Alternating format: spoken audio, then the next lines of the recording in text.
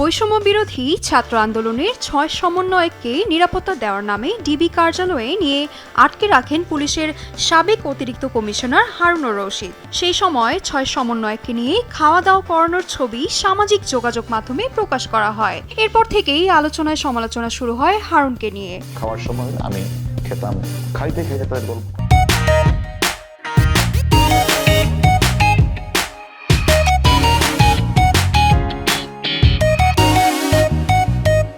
আন্দোলনে ছাত্রদের তোপের মুখে পড়ে শেখ হাসিনা পদত্যাগ করে দেশ ত্যাগ করেন।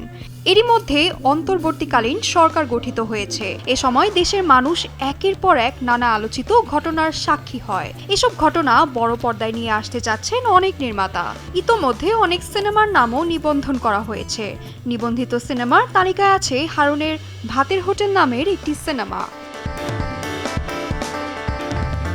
জানা গেছে অভিনয়শিল্পী জাদু আজাদ হারুনের ভাতের হোটেল নামের সিনেমাটি নিয়ে পরিচালক সমিতিতে নিবন্ধন করেছেন।